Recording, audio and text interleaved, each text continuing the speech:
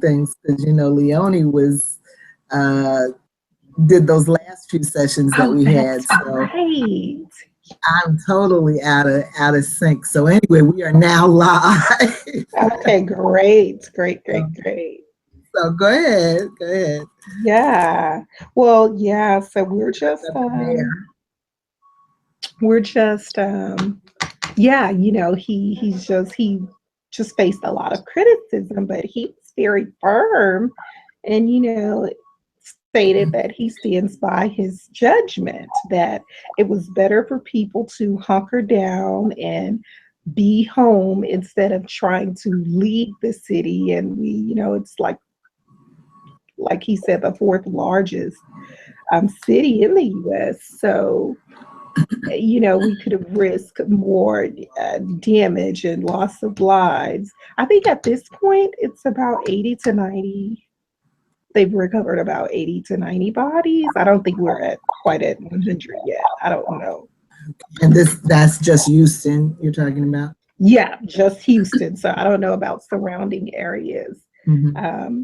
But he was very adamant that, he feels like he did the right thing. And of course, I kept wondering, what if the mayor had been a Black woman? Like, how would that criticism have been levied? Mm-hmm. I was just imagining that. Of course, so much more. Mm-hmm. Mm-hmm. There would have been so much more had the mayor been a Black woman. So, mm-hmm. Oh, I see Leonie. Leonie's trying to come in. Wonderful. I'm just trying to get my video working. Wow. Well, the image behind me, you all, I don't know what this is. I'm in a new office. And so I said I was going to research it. One of the grad students, I think she's in New York now, actually, but she left this. And so I'm thinking I'm going to ask like my sister's mother-in-law for a quilt. She has really given me a great idea to get a quilt. Uh-huh. And, hang a quilt, and I'm going to bring some culture.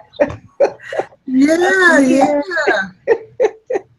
Well, I'm always threatening to put something up in my background here, too. My students come in and they say, well, what is that? And I'm like, I don't know. I need to research it. Horses on horses. Yeah, right? I'm like, yeah, I haven't a clue.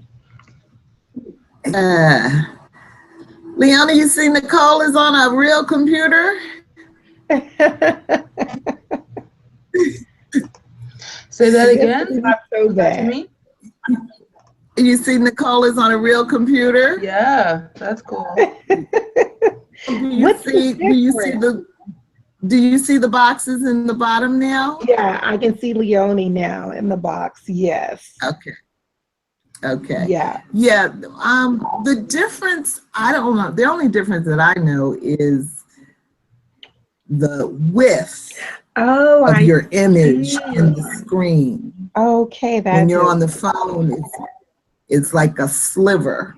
It's your whole self, but it's like right in the middle of the screen. Okay, that makes sense. Yeah. Now you take up the whole screen. Okay, that just makes sense. Leonie, hi. Where are you? Are you in California? Nope, I've been back for just over a week. After spending 2 months there, so I'm in a co-working space in Toronto. Okay. Yeah, so I just looked at your image behind you, Nicole. It's a Celtic. It's a Celtic image. Oh wow! I've got to really let that. Really? That was fast, Leonie. You're quite the sleuth. Yes. How did you know to do that? What? I knew. I thought it was Celtic, but I wanted to look it up. Wow. Okay. I've learned something. It's Welsh. It's Welsh. It's not Celtic Irish. It's Celtic Welsh. So. Oh wow. What Tim it just means? said she can't find the link on Facebook. So I'm gonna send it. Okay, thank you. I'm just gonna, You know what? I didn't see the YouTube link. I have a friend who is overseas, and so I wanted her to join us, but she You know is what? in Abu Dhabi. You know what? I told you I'm out of kilter, and I did not post it. So while Leonie tries to get Kim in, I'm gonna go post that in a couple of places, including our public Global Black Feminist page. Okay, cool. She would look at it later because of the time differences, but I've been like telling her, you need to join us. You gotta start reading it. You know. Okay, so let me go do that real quick. I'll be right back. Okay, I'm gonna disappear too, just to go grab my copy of the book. I'll be right back. Okay.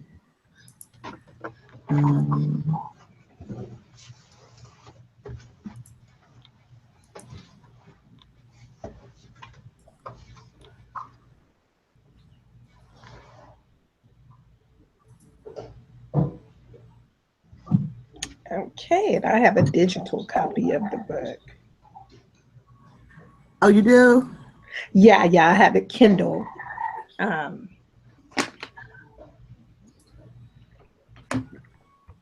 Okay.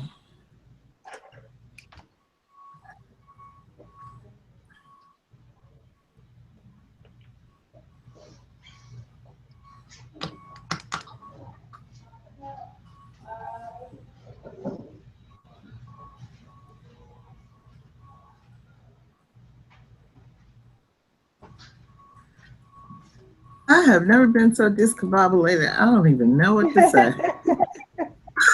I understand. I don't like this.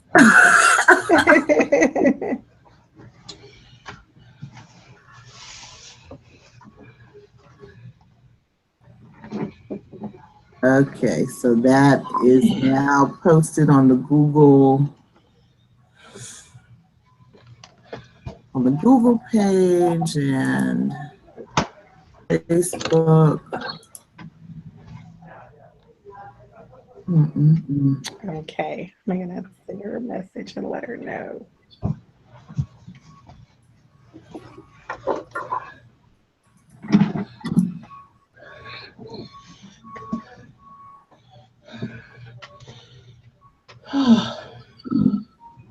Okay, let me see here.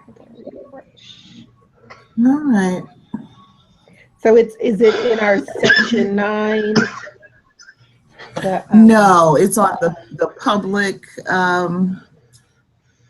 this page on Facebook. Oh, okay. Yeah. And it's also on Google Plus. So okay. So Leonie, I was just saying I'm a little bit nervous because I'm on a new computer. And it's still in that stage where it's got all this updating to do.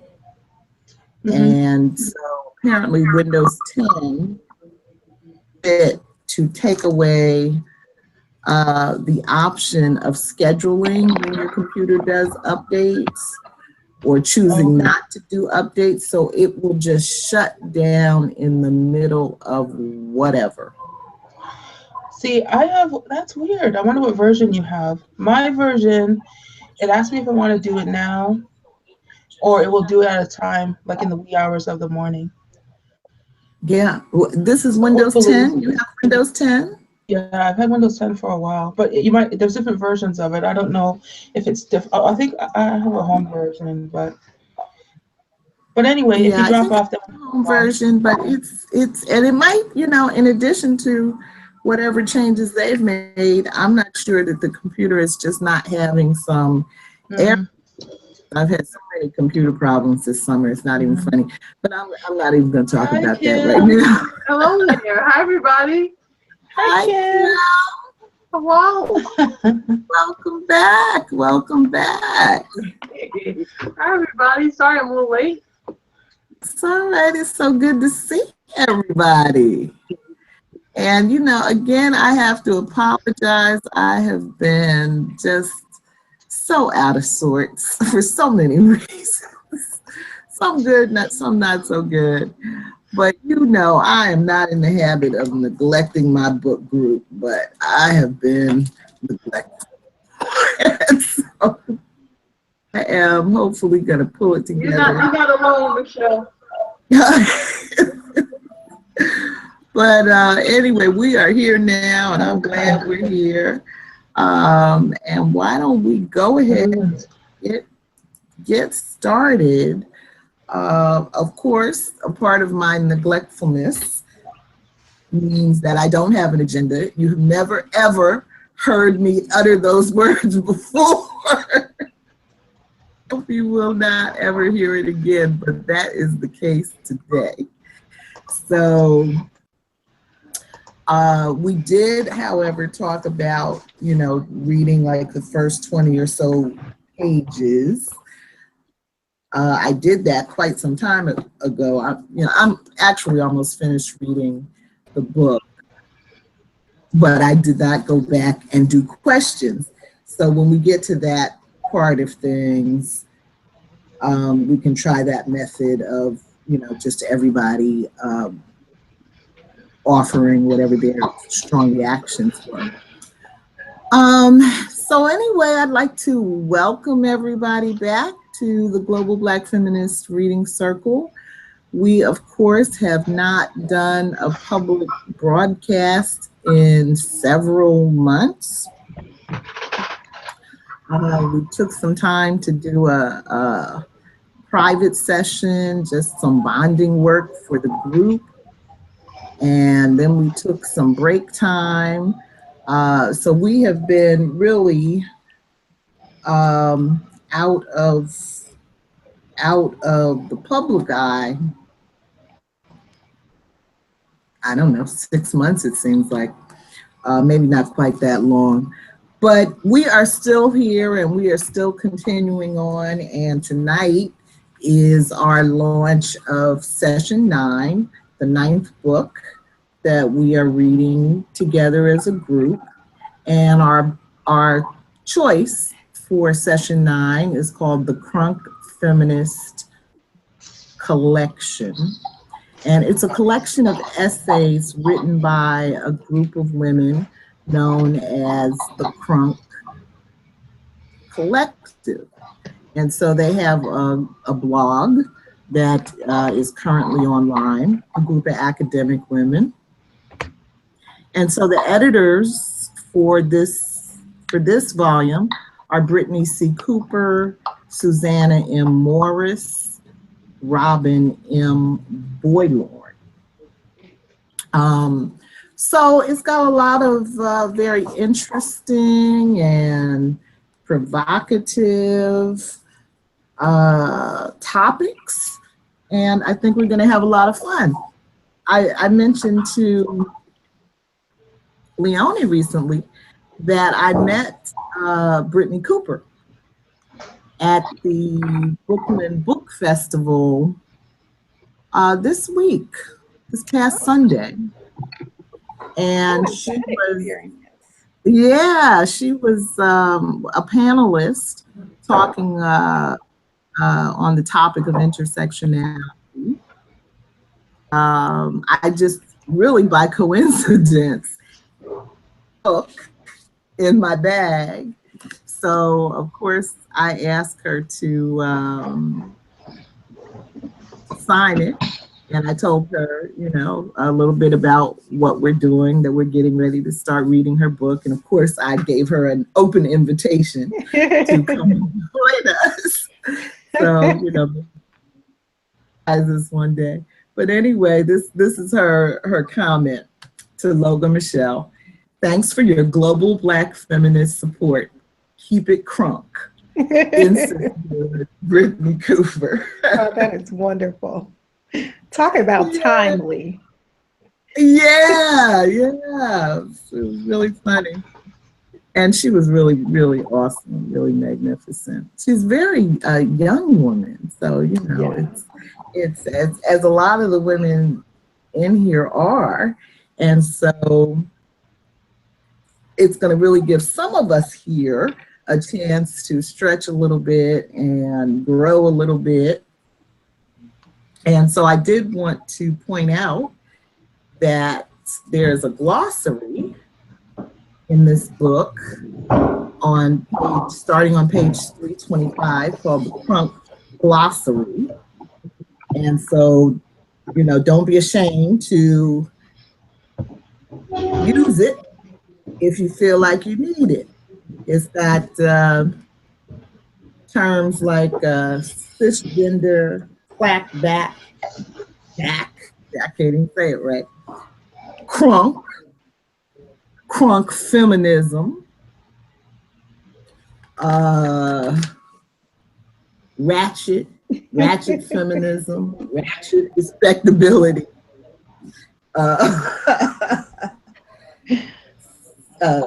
sibling, what is it? Sibling, sibs, side chick,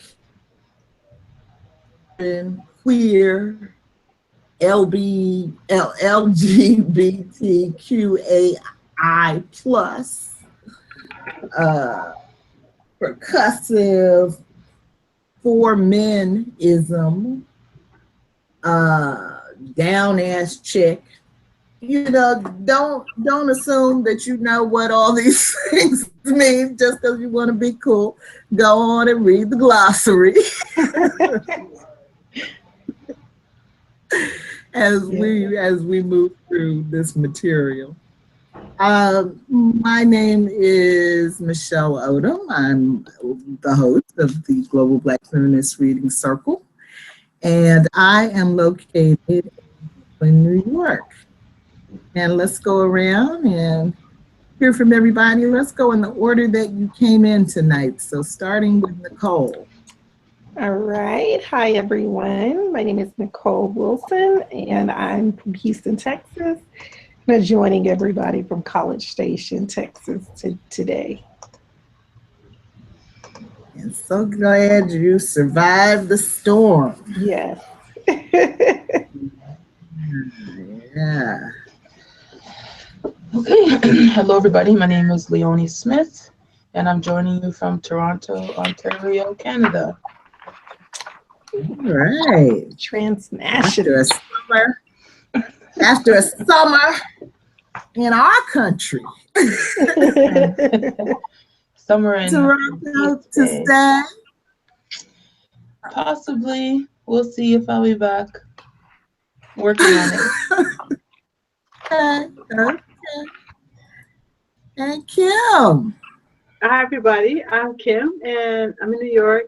And I didn't get the book yet, so I'm just going to listen today. So I apologize, but I will be on just one point next time. Oh, you about as messed up as I am, huh? Well, I didn't get any email saying what the selection was. And so I asked Leonie, and she said that it was Crunk, which I'm excited about. So I'm excited. I just have to get my act together.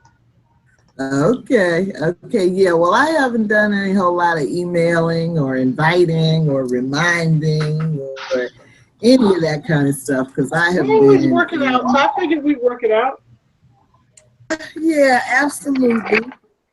So one of the things that I did kind of hurriedly put together today was the start of a schedule that has us going from today, September 19th, through December 19th, with 2 breaks in between.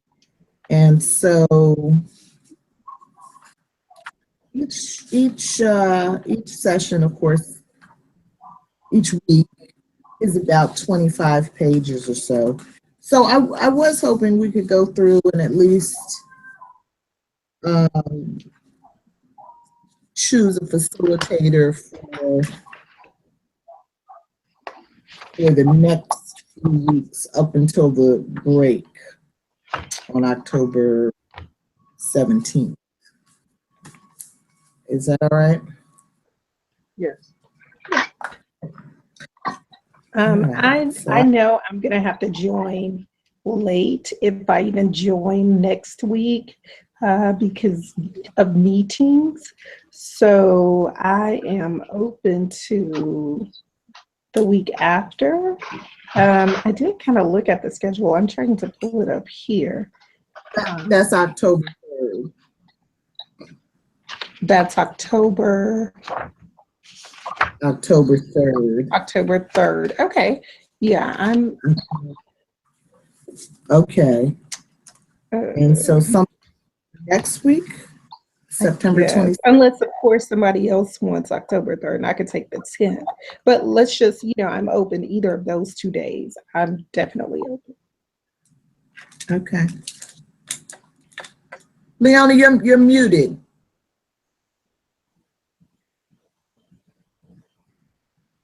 Sorry, I was typing. I think the highlighting's off on the agenda, so I'm having a hard time matching the content with the dates. I don't know if you're seeing what I'm seeing. So 9/19 includes everything from the top up to the heading race and racism, correct? Or not? 9/19 includes everything. That's highlighted in gray. Essay starting on page 22. Do we need a body count to count? Okay, I'm reading it correctly now. Thank you. So I see what it is. The dates are in the middle of the. That's fine. Yeah, I did it kind of a little. It's kind of weird because I was trying to put in the section titles. Mm-hmm. Keep each week to about 25 pages, so it breaks in some kind of unnatural ways. So then for September 26th begins What Does Black Men Look Like? On page 24, and goes down through the one starting on page 48 on Kamani Gray. Mm-hmm. Or To Be Young, Guilty, and Black. So can you do that one, Leonie? For next week, Tuesday? Yes. Yeah. I can do that one. Okay. Make sure. Thank you. So Kim, can you do October 10th or October 3rd? Yes, I can do either. So Nicole can select whichever one she wants. Okay. Okay, well, I'll take the 3rd. That's fine. Or yeah, I'm just open. Okay. So then we'll have a break on October 17th. Come back and do another 4 weeks. Take another break. Do the final 4 weeks. I think it's pretty much like that. So we can, we can try to fill out a little bit more as we go along. Okay, so we're not doing the whole thing now then. I'm happy to do that. What's on the 31st? Yeah. I think what's on the 31st. And I'll take the 24th. Okay, so the 24th is Nicole. And the 31st is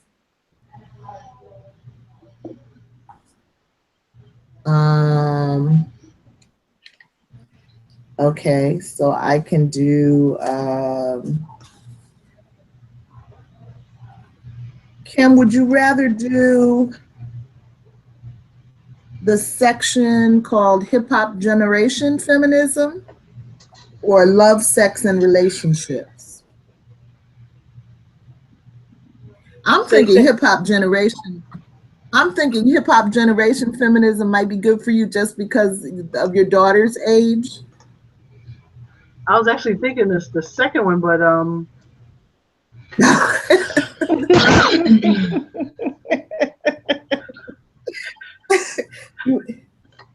now that's called Love, Sex, and Relationships. Black feminist sex is the best sex ever. Or Kim, if you want to swap with me on the 24th, I'm okay with that as well. what's the title for 24th? Girl Studies. Black Girls Are Magic. Black girls. Mm-hmm. Oh, that's nice. No, I'm good. I'm good because I'm already doing it on the 7th, on the 10th. Oh, that's right. That's right. Right. That's right. So, Michelle, you can do the next one, and I can do the love thing. Okay, so I'll do the hip hop generation, feminism. Yeah, my daughter's not a part of the hip hop generation. What's interesting, I'm almost 40, and I think I am. It's so crazy when I call myself a hip hop feminist, and then I get these weird looks like. She's never been a hip hop chick. She's just not a hip hop chick. That is so true. I understand that. Yeah. All right, so that's part. The second group. You want to go on and do the last part, and then we'll be done. You know what? Let's see here. 11:21. I'm on Thanksgiving break. 11:21 is our break.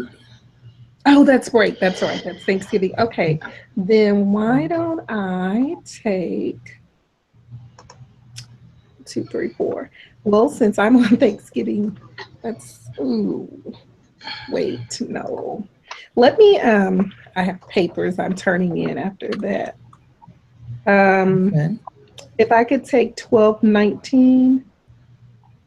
I know somebody wanted Thus Said the Lord. The Audre Lorde connection. That's all right. That's all right. Okay, so we got November 28th, which is Pop Culture, The Rise of the Ratchet. I would have loved to, but I know I have papers due. And yeah. You would have loved to do the ratchet. Yes. Would have loved. Okay. So that's November 28th. And then December 5th includes the section Identity, Intersectionality for a New Generation. And December 12th is Sisterhood. She's not heavy, she's my sister. Well, I like that one. Yeah, I love that. You like that? I like that. I like Sisterhood. Okay, Kim on the 12th. So Leonie, it's you and me for 8 or 12:05. What's your pledge? I think I'd prefer the 5th of December. Okay, identity and intersectionality.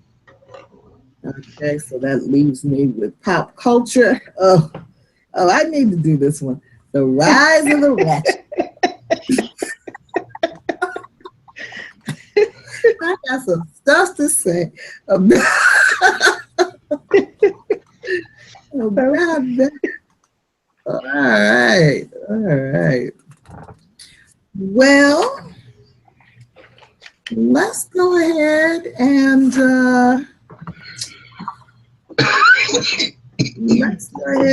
see.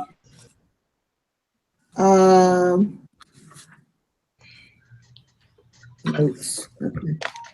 Let's go ahead and see if we can have some kind of discussion. So the items up for discussion tonight include the Crunk Feminist Collective mission statement, Hip Hop Generation Feminism, a manifesto, the intro Get Crunk, and then it begins section 1, which is called Gender at number dollar percent the patriarchy, which I guess stands for F the patriarchy. And that includes an introduction, an essay called Dear Patriarchy, on Black men showing up for Black women at the scene of the crime. Another one called The Evolution of a Down-Ass Chick. Another one, How Did I Become a Feminist? And another one, the final one, Do We Need a Body Count to Count? Notes on the serial murders of Black women. So once again, I apologize. I did not prepare any questions for anything, really. So anybody that wants to go ahead and start the ball rolling, please do. Okay. See here, I'm trying to get back to the front of my book here. Well, while you do that, Nicole, I'm going to go to the glossary, and I am going to read a definition of crunk and a definition of crunk feminism. So crunk, according to the editor, is a Southern hip hop term originally used beginning in the 1990s by Lil Jon and the East Side Boys. It refers to excitability and high energy. Some argue that the word is a mashup of crazy and drunk. It also refers to the high energy of cranking something up. Is our brand of hip hop generation feminism, which centers the high energy nature of crunk music together with a clear commitment to dismantling patriarchy. Okay. Nicole, you want to get us started? Yeah. So first off, yeah, that was really, you know what? I'm glad you read that. I guess because I am familiar with the music, I wasn't thinking about that particular artist, but I was just placing the title in the context of crunk hip hop. But it's so interesting that, you know, they attributed to Lil Jon and so-called. So anyway, that's just an interesting tidbit. I'm glad you read that. Very interesting. I think I want to start with the Hip Hop Generation Feminism and Manifesto. And I was first and foremost taken aback. So like, I understand that the book itself is a way to have a conversation outside of the academy, right? So that when we start talking about the waves of feminism and feminist consciousness raising, I see the connections of what a lot of scholars, academics are doing. And I really don't know how to contextualize this. So there's this part of me that started reading this book. And of course, when you see the word manifesto, you're probably thinking Marxist and so forth, something for the people. And I also know that currently, you know, a lot of scholars or academics have also begun to, there's this conversation about these inroads, you know, like getting outside of the academy. And I understand that that's even important for feminist consciousness raising. I guess there's just this part of me that kept wondering about this text and the organization of it. Like, how is it in conversation with, you know, capitalism and consumerism and so forth, you know? So that was one of my first questions. Like, there's this part of me that I really do trust, you know, what they're doing. But there's also this part of me that knows that, you know, when academics seek to get outside of the academy, a lot of times they do want to make some money. I mean, I guess I'm just trying to sit with that, right? Like, what's wrong with them making their money? But I don't know. So that was just the complexity. I guess I'm wondering, how did each of you kind of gauge how this book could also be, you know, a component of a capitalistic structure, or did it do enough for you at the beginning to critique it, or how did you all engage the text, you know, in the context of a living in a capitalistic society? I mean, this book comes from, you know, for the most part, these women, at least I don't see any transnational or global connections yet in the text. It's very much US centered. So I guess I'm just wondering, how did you all see that, deal with that, engage that? Well, you know, you're so deep, Nicole. I didn't think about it at all. However, it reminds me of one of the other essays that comes up much later in the book. I think it's written by Brittney Cooper, pretty much defending Beyonce. And she's like talking to this other scholar who made some comparison between Beyonce and I think it was Cornel West, and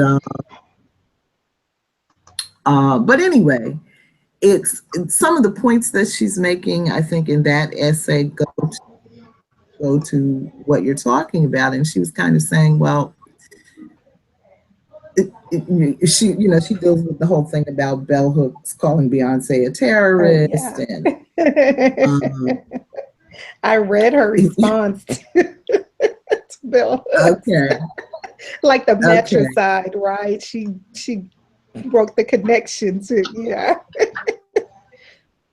You know, but she's talking about how we all have to grow and develop. And I guess I shouldn't say much more about it, but it does. I'm just saying to you that while I didn't think a whole lot about the context of this book in the context of capitalism, it does come up in the thinking and writing, of some of the contributors. But personally, on that point, I would just say it's, there's a sort of almost schizophrenia between the world we live in, between being present in the world that we have and working toward the world that we want. And what we have is a capitalist world. Yeah. And so as much as we may want something else, right now this is what we got. And so you have to survive the present to even, be there to make a contribution to the future. So it puts us all in a bad position. And so I don't think that they're necessarily any worse than anybody else, that we all have to make a living one way or another. True. And so somebody's got some background noise going on. That might be me. I'll mute myself. Okay. And so if you're making a living by stimulating awareness and consciousness, you know, around issues related to a change agenda, is that not of some value? Mm-hmm. Makes sense. Did you read? You did read. I think you posted it too, Michelle, right? Brittney's response to Bell Hooks. Well, I think you put, or either you posted Bell Hooks's. Oh, I may have one or the other. Yeah. Now, Yeah, let me just shamelessly say that I was waiting on Bell Hooks' response. But I guess Bell Hooks said, you know, yeah, what they say, what's the sheep. But anyway, I'm misconstruing the old, but I guess it's like peanuts to an elf. It's just like whatever, you know. She's such an established academic and celebrity scholar, so yeah. Well, yeah, she is, and I of course understood where Bell was coming from, the terrorist comment. And y'all know I'm not a Bay fan. I'm not a member of the Beehive.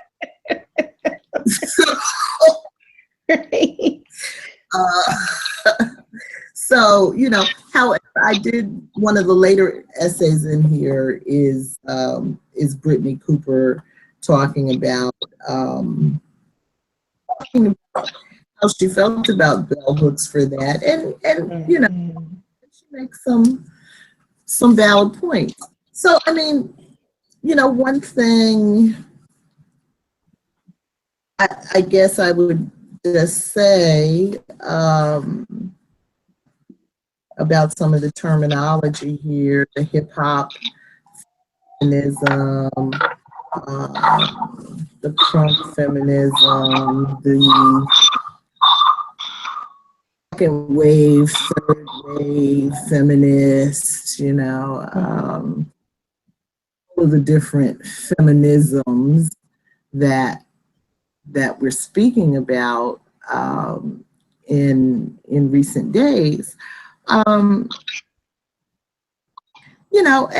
mean, it makes sense to me that people of a particular era have a particular set of shared experiences and perspectives, and there's validity to all of it.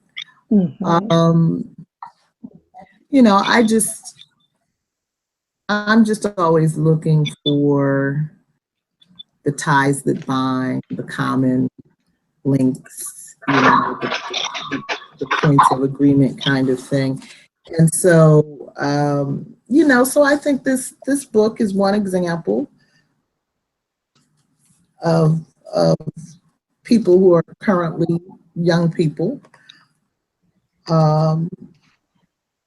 being able to what has gone on before they came of age, and to set out their intent to do things differently, and that's that's fine, because no generation has solved all the problems of the world, clearly. So there's more work done. I'm reading this sentence here from on the very first page.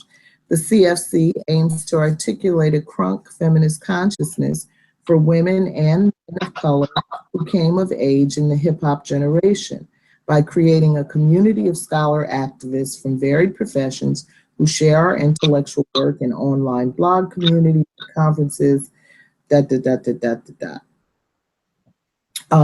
a forum where we seek to speak our own truths and to both magnify and encourage the feminist credos that shape and inform our lives.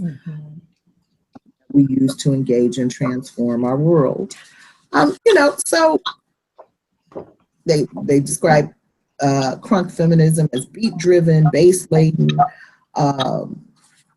and very much rooted in Southern Black culture.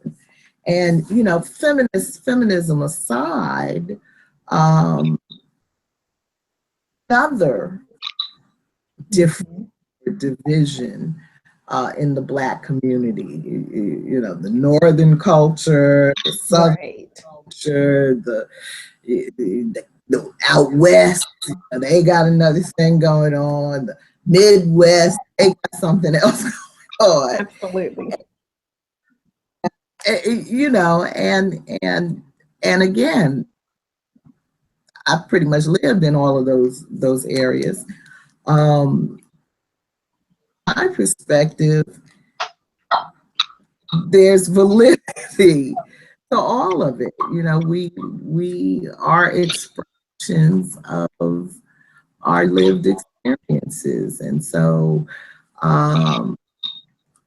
you know, the conditions, the situations that we're dealing with here in the North are not exactly the same as they are in the South, and that kind of thing, you know, leads to different points of view. And so, you know, I think it's important that we all be able to hear each other without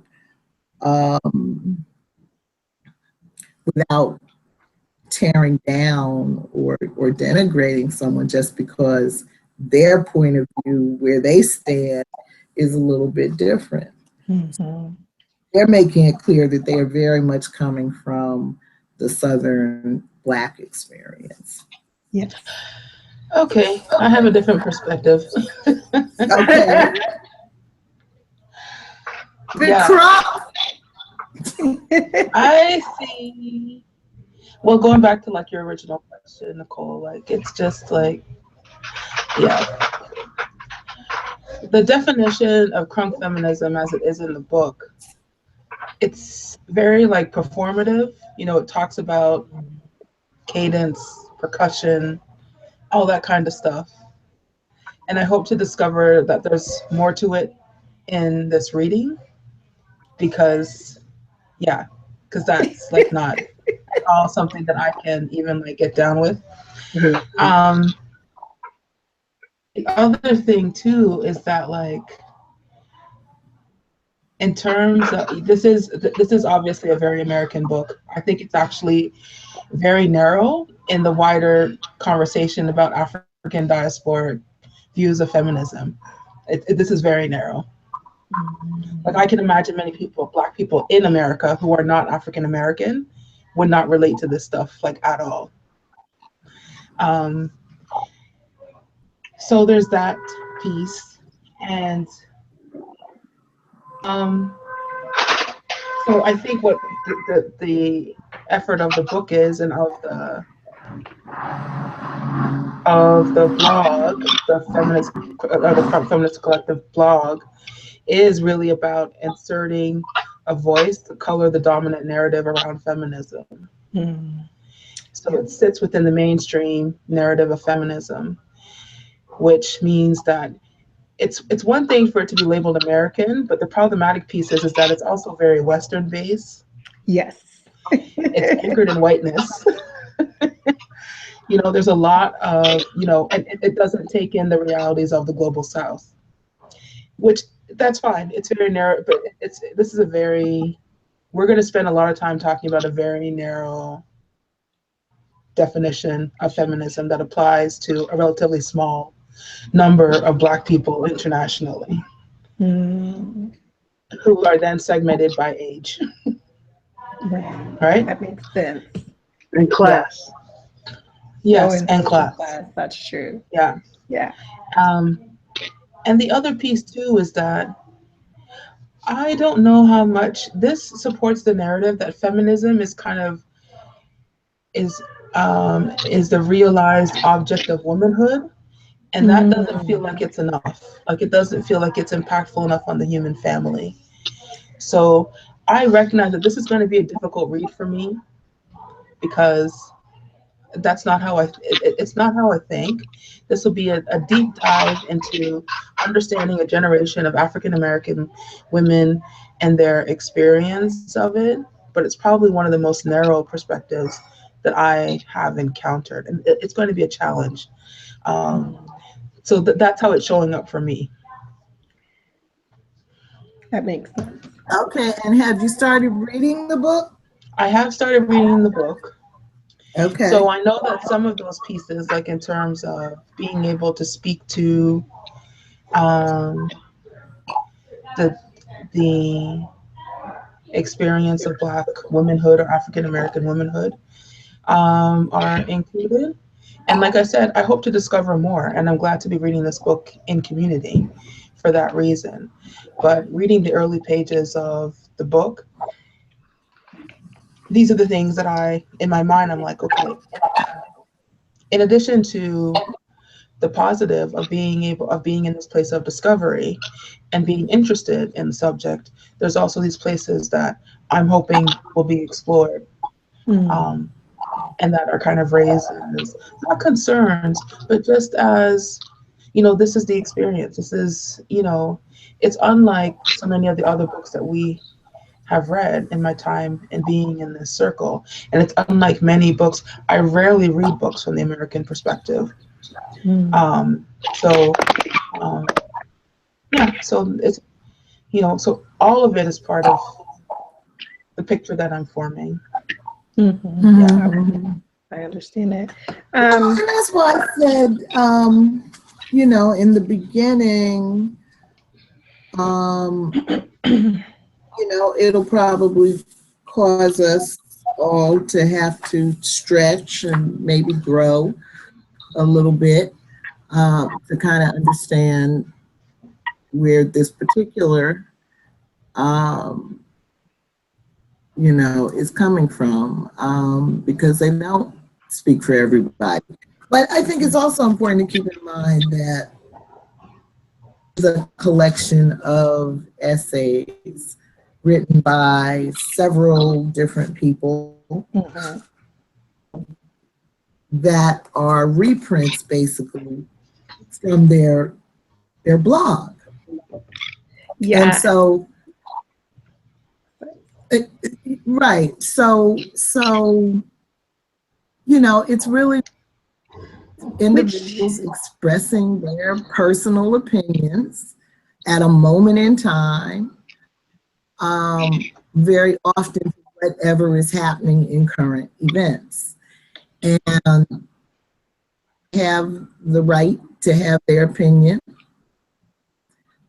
Other folks do too, and there's no law, thank goodness, saying that we have to agree or understand everything that that's being said. I, for example, looked up Brittney the other day on Wikipedia and found her birthday and found that she's 28 years old.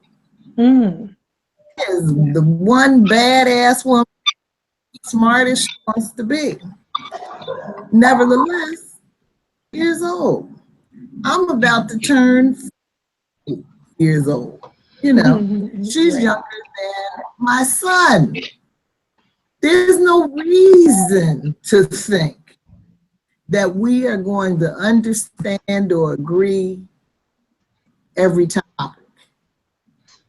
Our experiences, our generational experiences, among other things, are just that different. And so that's okay. But there's no way that I can even hope to understand where she's coming from if I don't allow myself. And so that there's so much division going on these days between the generations in this country. That I think a book is maybe a safer or a good way to bridge some of the misunderstanding that's going on. So, which is why it made me consider the opening the definitions, right? So I've read arguments like saying, okay, we've had the first wave, we've had the second wave, but it is so important for us to divide this kind of third wave and look at the fourth wave, and like a creation of a fourth wave of feminism that is increasingly digital activism. So I'm sorry, Kim, I know you were trying to say something. Go ahead. I just wanted to piggyback off what Michelle was saying, because I had gone up to Harlem, the Schomburg, when they had a panel discussion introducing this book.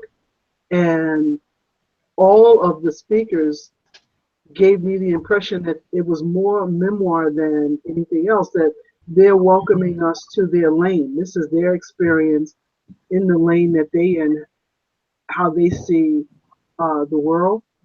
And I just think it's a bridge for me to cross to kind of understand where they are and what their experiences are. Because if I wrote the similar book, it would be from my experience and my perspective. And I don't think that my perspective is global enough to do anything except describe my perspective.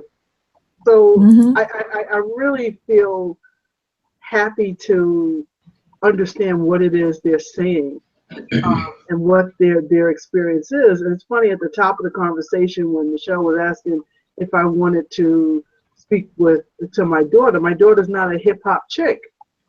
So this would not relate to her, even though she's in that window, because it just hip hop just did not do anything for her. So I guess I'm excited in learning all about different aspects of us, because like Leonie was saying, regionally we're different, our experiences are different, whether or not you had any money makes you different. It's just so many differences. So I would love to kind of meet them where they are and discuss with you scholars where the holes are, and like you're saying, the next wave, what would you want to hear and read? Right. I think it's definitely, and sorry, Nicole. Oh, go ahead. No, I think you're right. It's definitely, and that was my reading of it. It's definitely an invitation into their experiences. A lot of these blog posts read like letters, like epistles. It's very epistolary. So it does feel like it's just like, memoir. So I think, it does very much feel like that. Well, yeah, like I said, it's blog post. Yeah. It's blog post, and so. But I did remember hearing that someone from the audience asked the question in terms of, do we need the term feminism or something like that?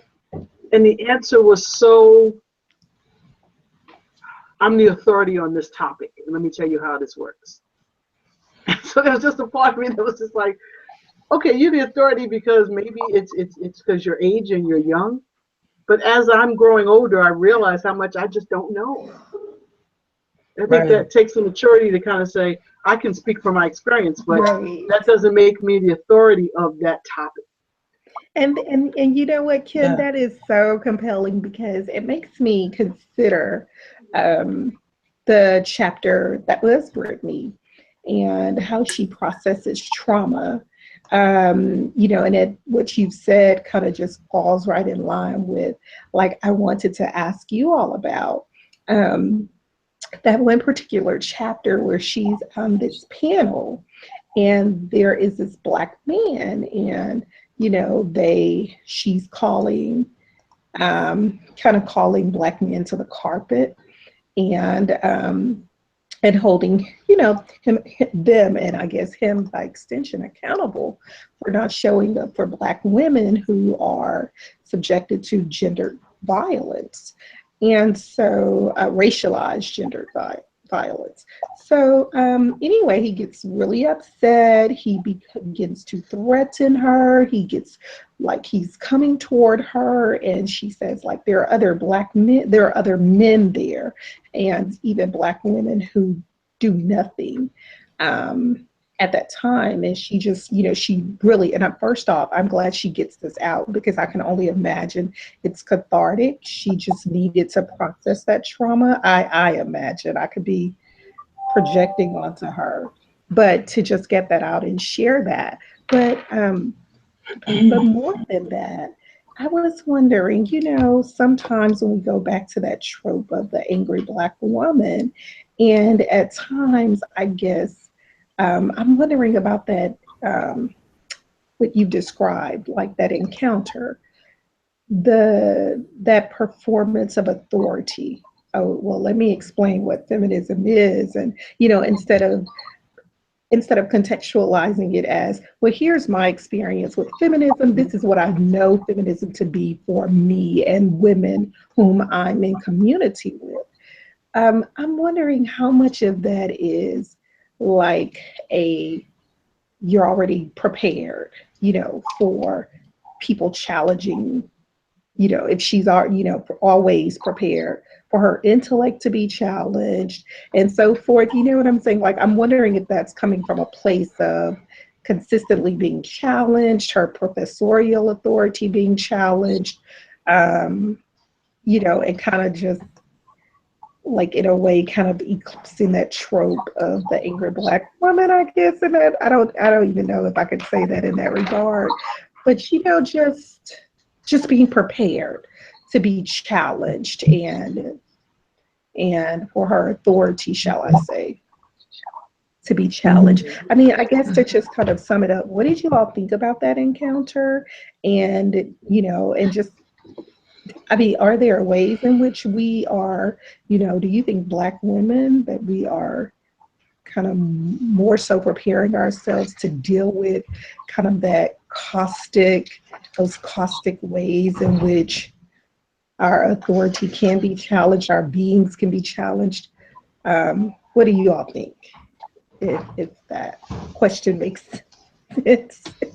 It makes sense to me, because one of the things I underlined on page 18 when she was talking, 15, is the lesson.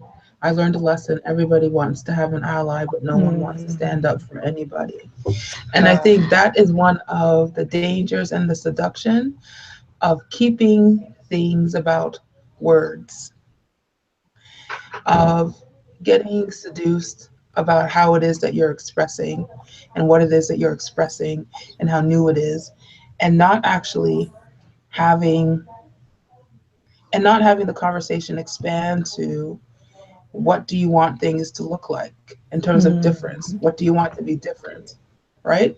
Because this is the problem that I see with the label of feminism being slapped onto everything, and then you turn around and then there's behavior that doesn't line up, and there's almost too much satisfaction in labeling and in the words, and not enough satisfaction or enough effort, and maybe it's just, and maybe even willingness to actually align one's values with one's behaviors, right? Because there's sacrifice for that. And it costs more. It costs more to behave in a way that, to behave as an ally, than to wear a t-shirt that says you're an ally, or wear a Black Lives Matter t-shirt, or any other t-shirt that you can get. Yeah. Actually, Brittney Cooper kind of really talked about that same thing, Leonie, at the event on Sunday, the Brooklyn Book Festival, where she really, took white women to task for voting in such high numbers for your current president.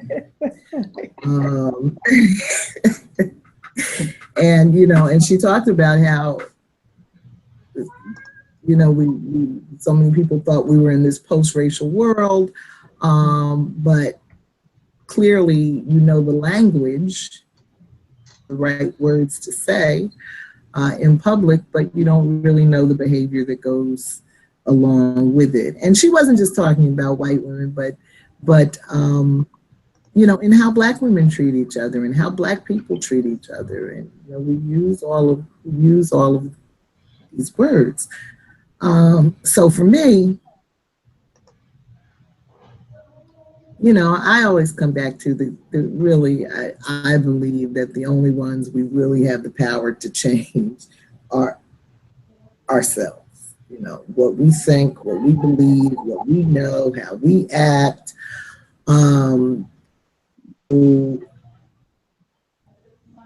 Putting a lot of energy into what other people are failing to do is just not a good use of our time. But you know, but it's natural. I mean, I think it's natural to want other people to make changes to do what we think is right. But not wanting to make those changes ourselves. So for example,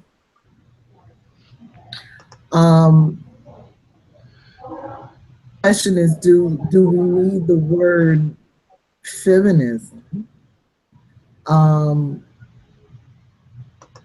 We don't need the word feminism, but then that leads me to, but do we need equality among women, men and women, human beings? You know, it doesn't matter what you call it. Either we're going to do the things that give life, or we're not. So I'm sure, like me, you all probably know plenty of women that not only don't want the label feminism, but they also don't want the risk or the rewards that go along with it. They don't want to take a chance of not having somebody to take care of them. You know, they don't want to take a chance to figure out how to live independently in the world, not having somebody to protect them. And so, you know, so I think that you really have to get underneath. It's not just about whether or not we need or want the words, but do we actually want the changes that the words connote? And I think some of us do and some of us don't. And so that's what leads me to, well, those who want those changes, go on and live it. Live it for yourself, because, you know, we're not making anybody do anything. I question, though, how much willingness we all have in that.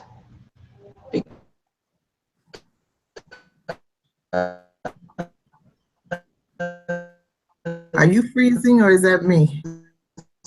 I think Leonie's freezing. I think Leonie's. Leonie, are you frozen?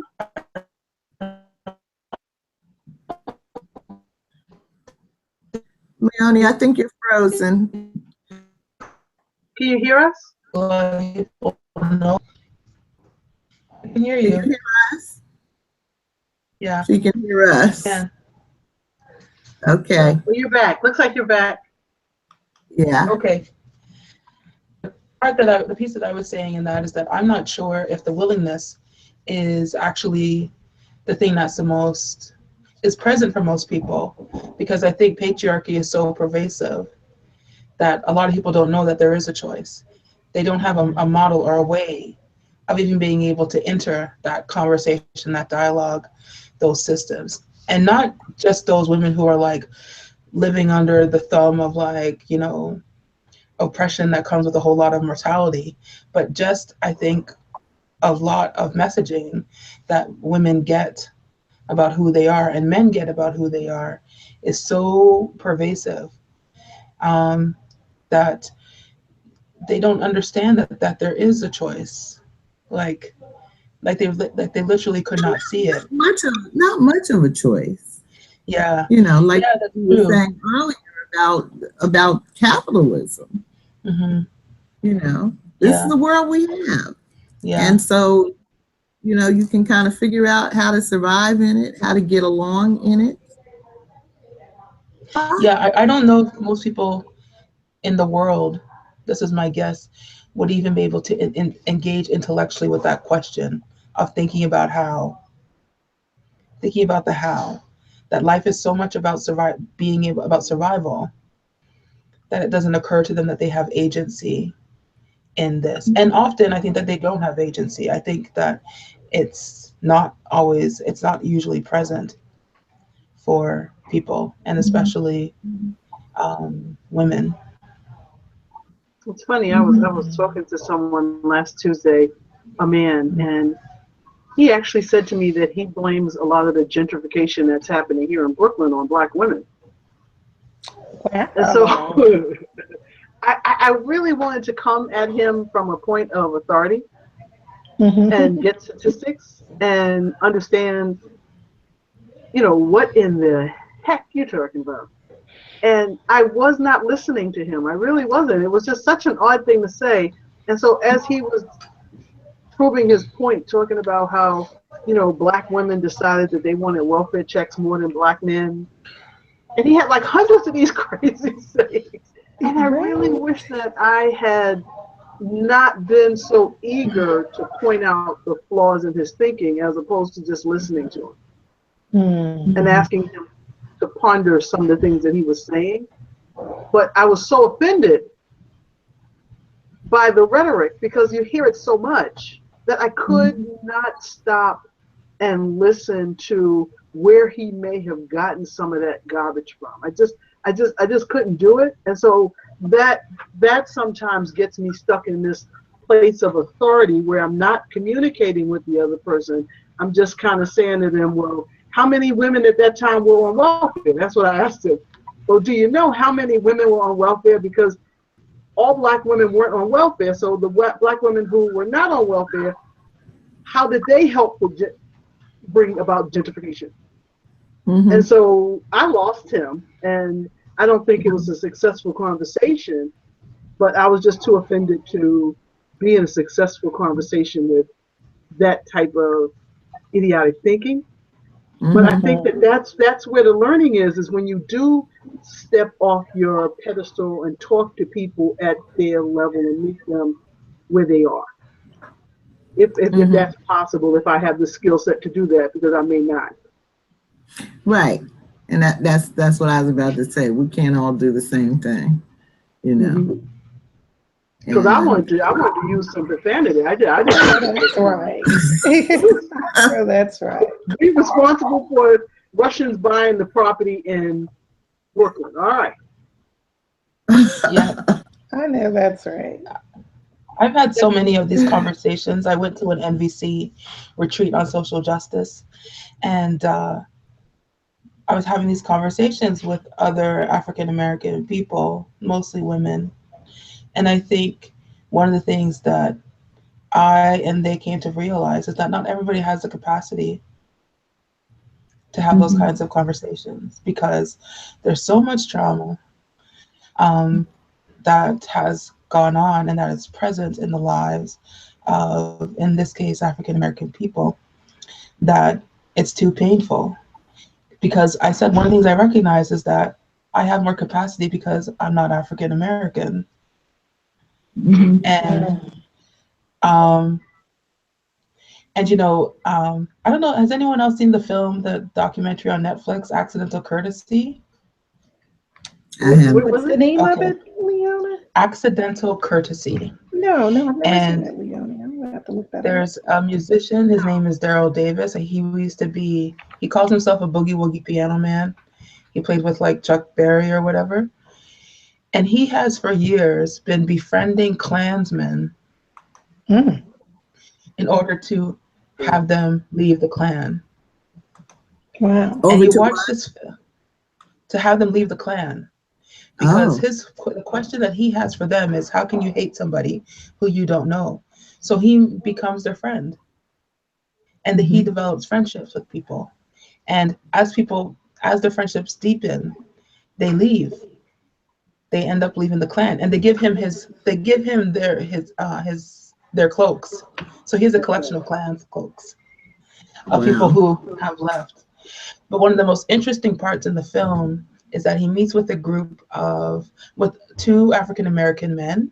I'd say one probably like 50s or 60s, like late 50s, and one like maybe in his 20s or whatever. Mm-hmm. And it immediately becomes aggressive. And it became aggressive because of the pain.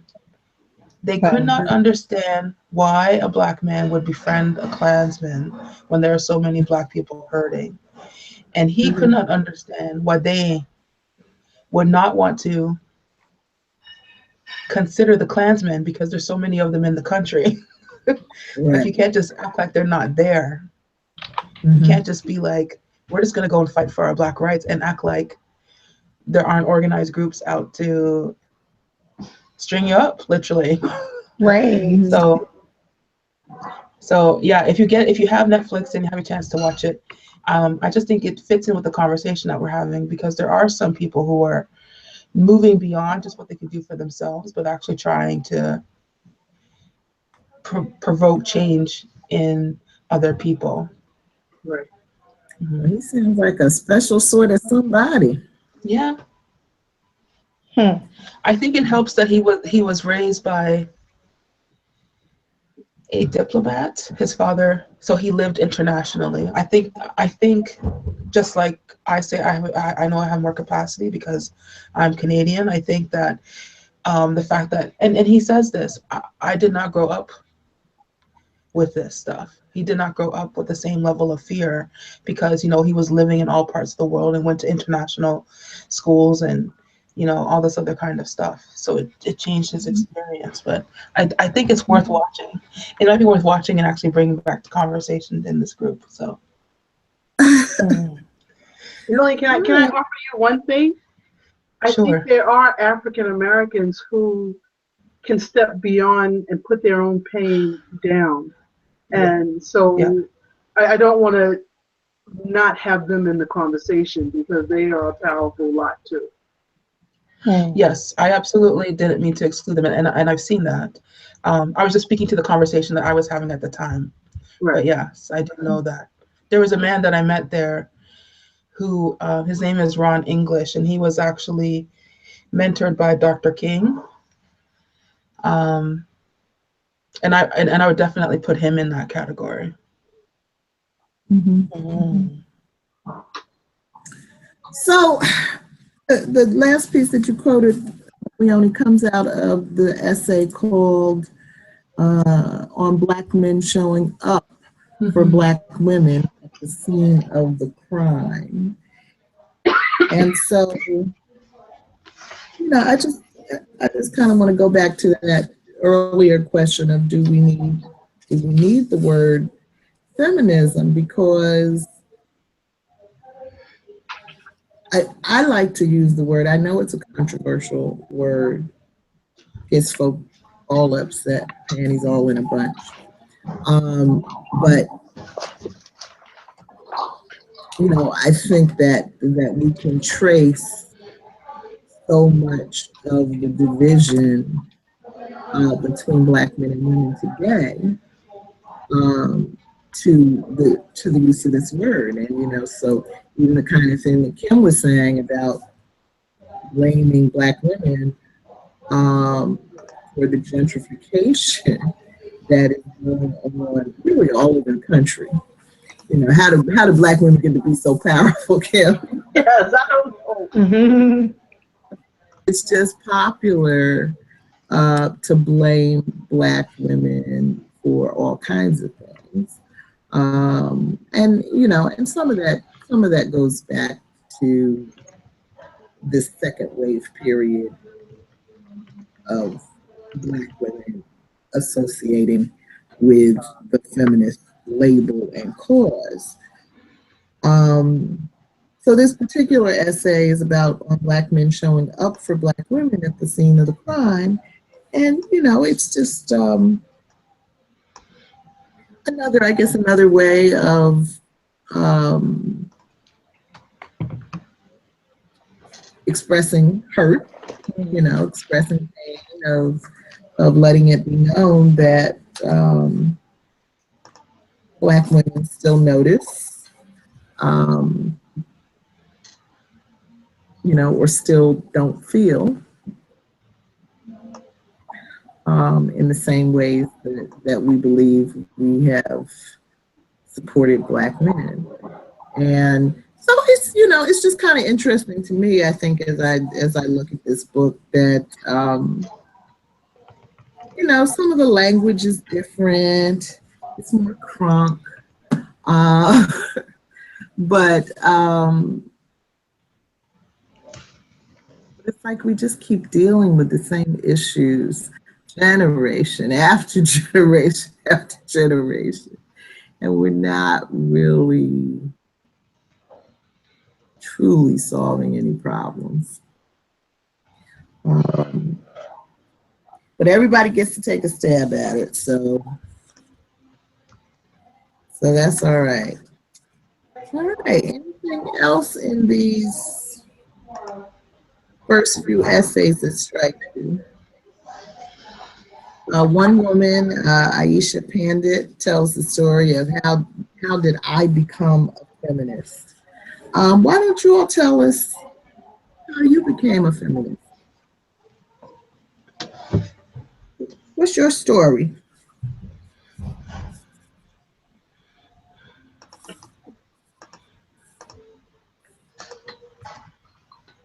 Kim. It's funny. I just think back to being this little girl who just was into rainbows and dolls and just the sweetest kid you ever want to meet. And my mother was such an activist that the two of us, she just could not deal with the fact that I was such a, oh my God, just a sweet kid. I mean, I wanted everybody to get along. And, huh? Were you a girly girl? I was more than a girly girl. I just believed in fairies and anything like that. And my mother could not take this. You know, she was out at one point. She was out demonstrating, and she got stabbed. She got this. She got that, and she really helped a lot of political careers. And by the time I got to be about 10 and 12, she was getting pretty sick of this. You know, so it's amazing to me that I've turned into her in a lot of ways, but it just snuck up on me. So at no point, and if you catch me on the right day, I'll have on some sparkles and some glitter now.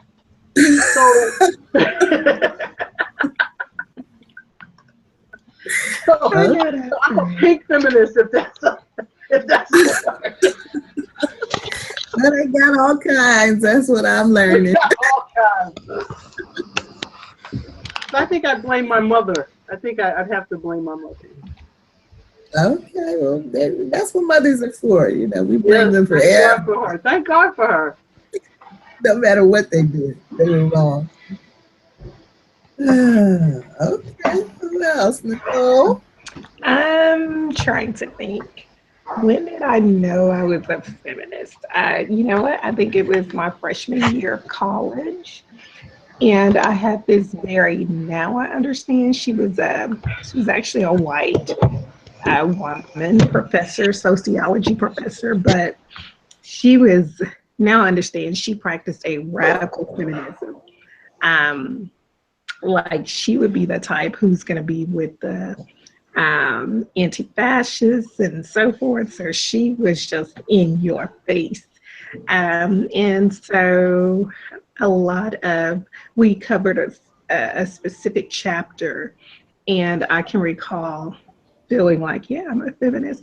And honestly, my naivete caused me to think all women, like I thought I was just late to the party, and all women declared themselves feminists. So when I returned home, my first visit home, my mom and dad were like, what is wrong with her? You know, especially my dad, because he's so accustomed to, you know, patriarchal, the head of household and having the last say. And I was like, whatever, you know, and I would be going, you know, we would have these, we would engage in these debates, you know, but I would stand, hate to use that, but I would stand my ground. And then my third year of college, second year, had to have been second year, I befriended a woman and another white woman, and she and I thought we shared similar politics. And I said, yeah, because, you know, like as feminists, this is how we, and she was quick to let me know, like, oh no, I am not a feminist. You know, she said she's a conservative. And I was like, wow, what a misread. You know, not only are you not a feminist, but, you know, very conservative. And so now I don't think I consider myself a feminist. I don't know. I'm toying with it in this evolution of how my name identity, naming myself. I really do consider myself more so womanist, because there is this, very much so, this part of me when I think back to Alice Walker's essay and our mother's In Search of Our Mother's Garden. In Search of Our Mother's Garden, in which she talks about womanism. Well, she defines womanism, of course, but there's this very Southern detail, so like not leaving out this regional context that I'm very much so a part of, and working class, you know, because I do think that has definitely impacted me growing up, working class. So now I just call myself a womanist. And I don't know, maybe tomorrow I'll be a feminist. I'm not sure.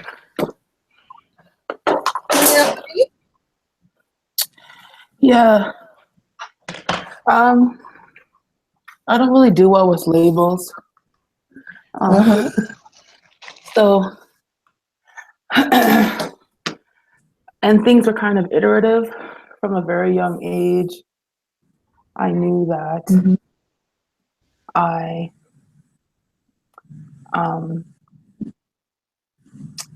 from a very young age, I knew that I didn't want, that traditional ways of being a girl and a woman did not work for me. I did not like that women's lives were centered around men. I thought marriage was a joke. And to have as much freedom as I could in my life. So I knew from a very young age, from like 9 or 10, that I wouldn't consider marriage or children in my life. I said marriage after 65, so I still might get married. But and then I think the piece too that led to it was walking away from and really unlearning a lot of the patterns that you pick up as a Black girl and child. Like I had to unlearn a lot of that it wasn't I didn't have to live within those limitations. And that's come through adulthood. And then most recently, in the last few years, been really focused on what are the things, the action steps that I could take to make the world a better place for all people. And that's come largely through my work within communities around nonviolence and nonviolent communication. Evolution. And I don't think that I think feminist is probably too limiting for me from where I sit. And I'm not a joiner, so. I'm not a joiner, so. Yeah. So that's where I'm at. Well, I'm kind of, I guess, had a similar evolution in the sense that to you, Leonie, is I just really realized from a very young age that I like freedom. I want as much freedom as I can have. And so anything that is going to curtail that, like having to defer to a man for whatever reason, or, you know, having to play a particular role because somebody else said that's the role that I should play because I was born with certain genitalia. Just, you know, it just never seemed right to me. And of course, I was the only girl in a family with 3 brothers.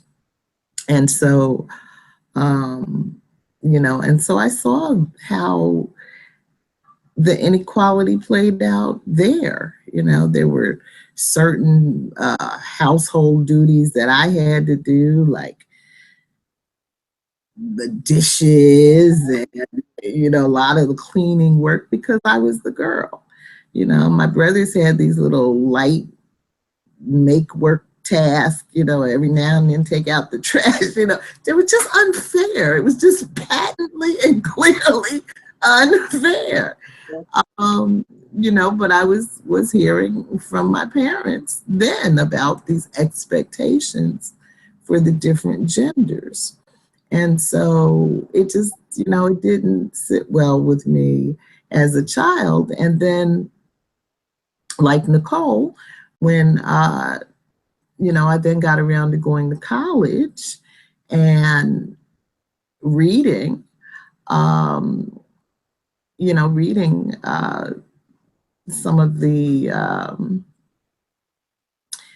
perspectives of other women, Black and white. You know, I saw myself in it. I realized that while it wasn't all women, there were other women who saw what I saw and felt what I felt, and also wanted to move toward a more equal world. And so, you know, I think I said maybe about a year or so ago on Facebook that, you know, sometimes it kind of feels like, who was it? What's the thing with the, you know, opening the genie bottle and all this madness coming out, you know. I don't know that women ever wanted the, maybe some of the radical feminists, Nicole, but I don't know that the masses of women ever really wanted the sort of level of discord that I think is going on now between men and women. Women wanted more freedom for themselves, and they wanted more freedom for men too, because men are also pigeonholed into certain roles when you follow a strict sort of patriarchal paradigm. And so it's another freedom movement. It's another angle on the same movement toward human freedom that I guess has been going on since the beginning of time. And because we can't seem to get it, you know, and we keep just as with what's going on in the larger polity today, you know, it's the one step forward, 2 steps back rhythm that humanity is stuck in. So I don't know. I don't really care about the label. You know, I do recognize, as I've said, that it's very controversial. But I always feel like, call it whatever you want to call it. You know, what I'm trying to figure out is, do you believe you deserve the same rights as any other human being? Do you believe that you have the right to shape your life any way you choose, to make choices for yourself, those kinds of things? So, you know, I think that whatever you call it, it is a problem. It is a problem because it represents a change in the existing hierarchy, and people who feel threatened by that feel threatened by that. So it doesn't matter what you call it. What matters is, are you still going to play this role that I've projected onto you? You know. Absolutely. So we are at time. You know, I wish I had done a little bit more in terms of preparing questions, but because these titles are just so interesting. Absolutely. I love the titles, yeah. 8 reasons why 4-menism can ruin your love life. Jesus was not a slut shamer. Right. I love the religious, the Black church rhetoric. Yeah. So I just love that. I hate to interrupt. I'm going to have to interrupt because I have to leave now. I'm running another 4 hours tonight, so I'm expected. Okay, Leonie. Well, thank you so much. It was great. Yeah, I'll see you soon. Bye-bye. Good night. Bye-bye.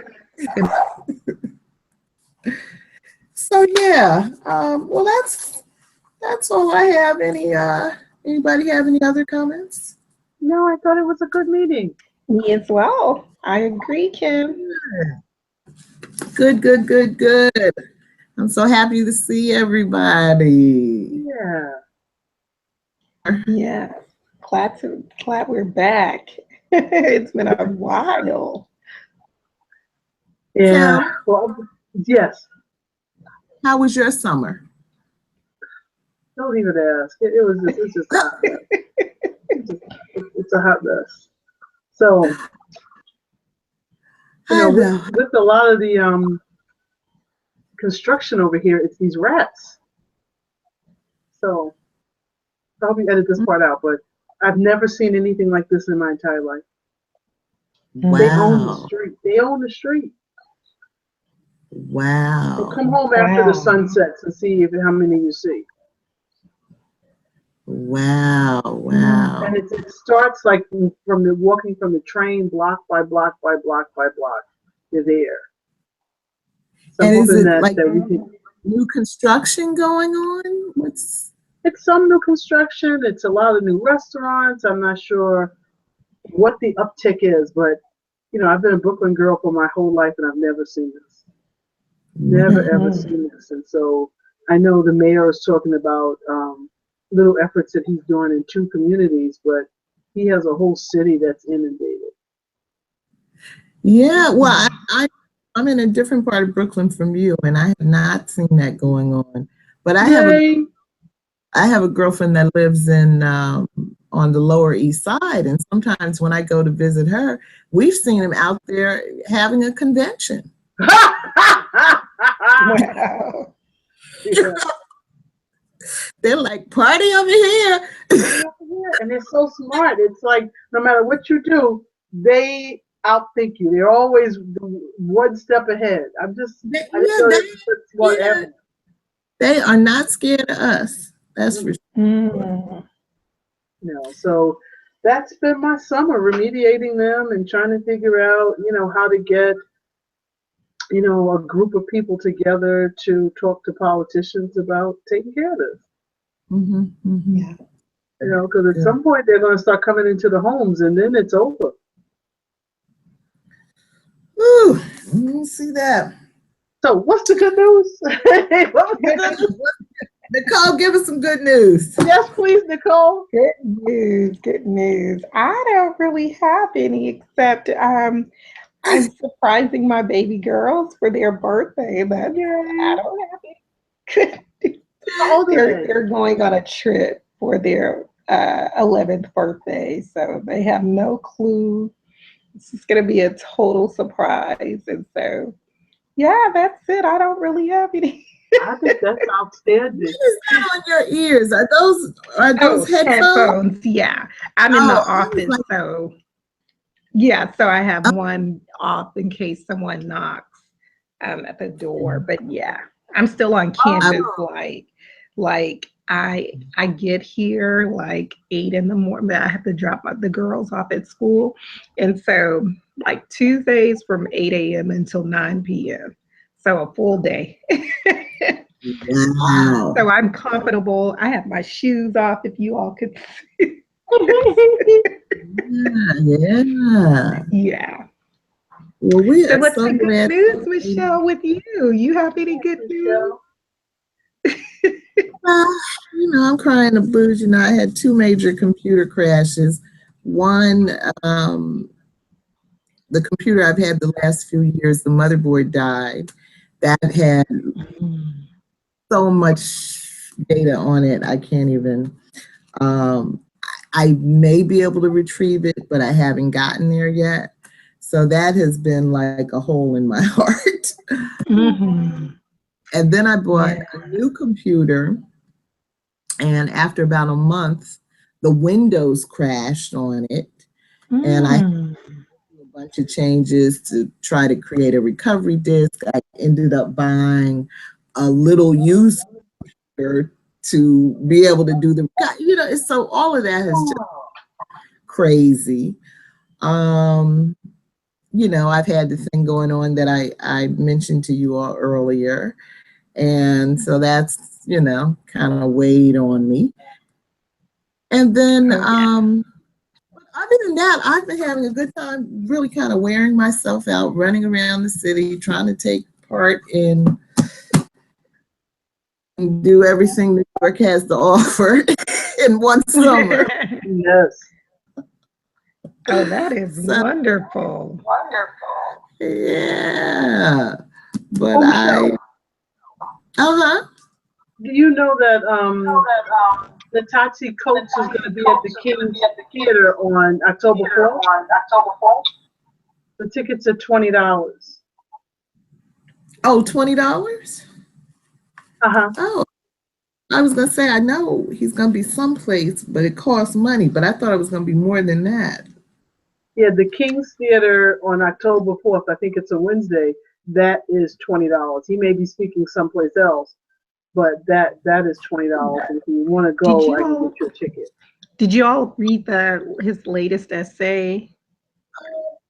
Yeah. And that was printed. Well, of course, he writes for The Atlantic, but oh my gosh, his writing. He's always been a very good writer. We're talking about Ta-Nehisi Coates, right? You said Coates, okay. I've always felt that he was a very good writer, but he is so his writing is so methodical and just almost rhythmical now. It's just wonderful. And I attribute Black feminists, especially from the critical race tradition, they were calling him out. There was this conference. And so there were these hashtags and on Twitter. Of course, he's on Twitter, so he was like, a guy affiliated with him was like, what did you do now? We see these hashtags, and he chimed in and, and mentioned he didn't know. But what they were doing was calling him out because they're saying like, okay, you're not, a lot of this work, Black women have already contributed to these conversations and you're not citing them. So you are doing an injustice, like, white academic counterparts who leave Black women out of the conversation. But when I tell you, when I read that essay, he did. That essay is so well written. I duly encourage you all to take a look at it. What's the name? What's the topic? I forget the title, but he talks about the, post-election, and they talk, all the political pundits were talking about the rise of the white working class, the, angry white working class. And so Ta-Nehisi Coates he just deconstructs that and says that this is, as much as you all want to say that this is about racism, but he goes a layer deeper. Is this the most recent? The most recent, where he talks about the specter of white slavery and how it looms in the American consciousness. And well, I'm just curious to see, what you all will think of that. Yeah, it's a very good read. But yeah, Kim, I would like to go. My Wednesdays are usually pretty good, so let's message about that. Okay, so it's 7:30, the King's Theater on Flatbush Avenue on October 4th. I can't wait to hear about it from you all. Oh, wonderful! So I'll get another ticket. There's a woman, she bought 18 tickets, and so I can get one from her. Okay, great. Thank you. Yay! Yay! Well, I needed this. Me too. So great news indeed. Yeah, how's Georgette doing? Anybody heard from Georgette and Noel? Joelle, stop the broadcast.